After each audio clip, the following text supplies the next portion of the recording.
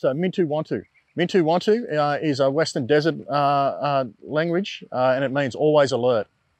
So, and that came about because when we were establishing, we recognised the importance of our local observer elements and the necessity to have linkages to the traditional owners of the land in which we operated in.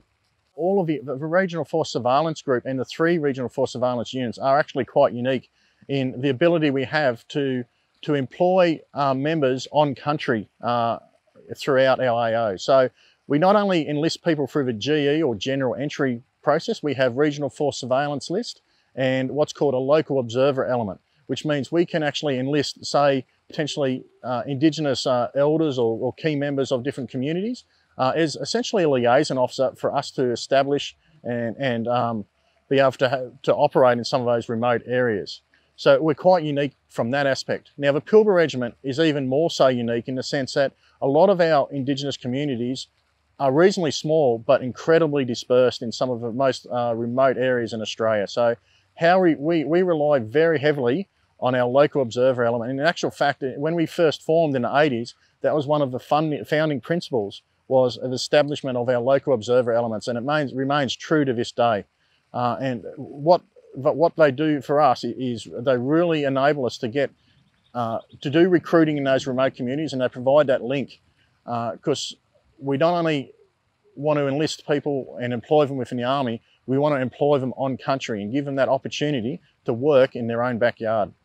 We've got approximately 42 language groups across our AO. There may be 4 or 5 dialects under each one of those language groups.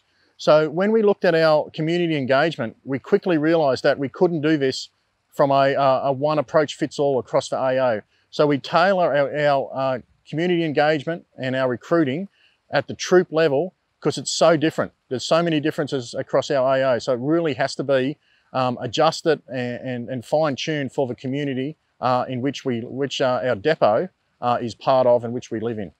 One of the key things I emphasise that we have to have respect for the culture and for the land, and we're part of the community. We live, it's very unique.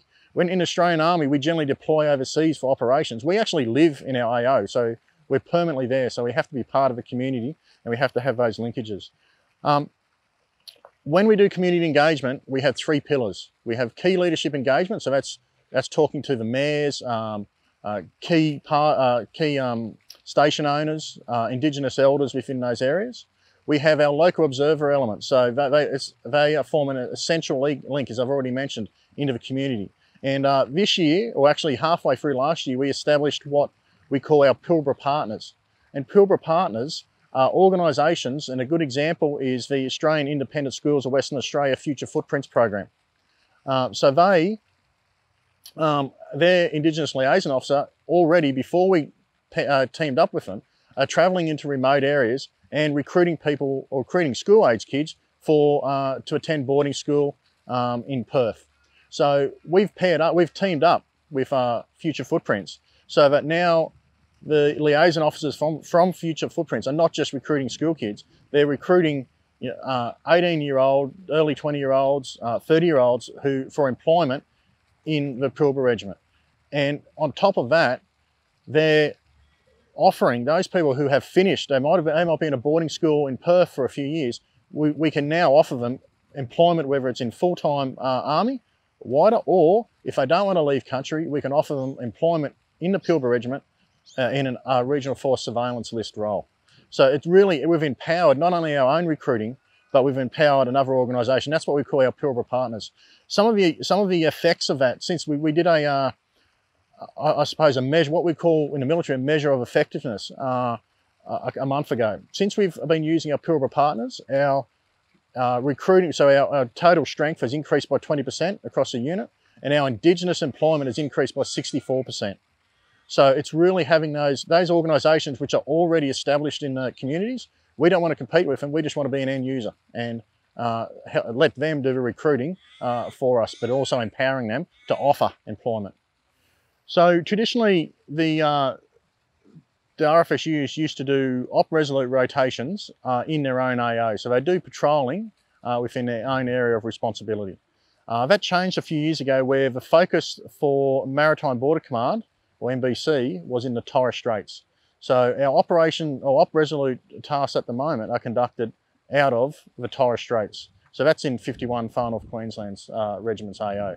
So we will, a number of times throughout the year, we'll send patrols and also our squadron headquarter elements over to 51 to support that operation over in the Torres Straits. So that's where we're conducting Op Resolute at the moment. But it doesn't preclude us from being prepared to conduct operations in our own AO. So we have to be prepared for that.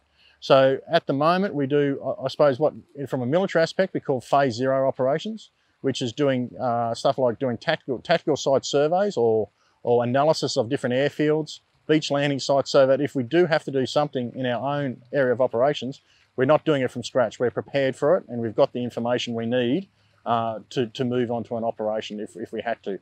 We also have what's called DAC, or Defence Assistance to the Civil Community tasks. We completed one of those early this year, just out of Port Hedland, where a cyclone had gone through about a day before, and there was substantial rain inland, which resulted in a lot of flooding around the Port Hedland area. Due to the fast-moving current, the State Emergency Service was unable to launch some of their boats, and were unable to get 21 people who were stuck in an isolated community. We used our 6-wheel vehicles basically to drive through it and rescue them. So that's an example where we do support operations under what I said before as DAC to support the local agencies within our own AO. I think our role will continue as a remote area reconnaissance and surveillance. Potentially where we do that may change, but I mean, like I said, we're preparing for that. Modernisation is happening and it continues to happen. This year we've brought into service our drone capability to support our patrols, which will obviously make a big difference for the guys and the 6-man patrol on the ground, and actually getting situational awareness of some of those really difficult to get to areas. Our vehicles, which we've had since about 2015, are an incredible capability. Obviously they'll remain in service for a number of years. They really provide us with the ability to get out into some of those really remote areas. We have a unit, I think where we need to go as a unit, I mentioned our Indigenous members. We're roughly sitting in between 10 and 13% of the unit as being Indigenous. We really want to get that to about 20 to 30% role. That I think would better represent the population which lives in our AO, and it also gives me a much better capability to operate in some of those really remote areas, because there's some of those areas, given the fact that they are very remote, they're quite difficult for us to recruit into, but we really need to, and we really need to start operating out there. So I think a 20 to 30% Indigenous members in the unit is a realistic number in the next couple of years.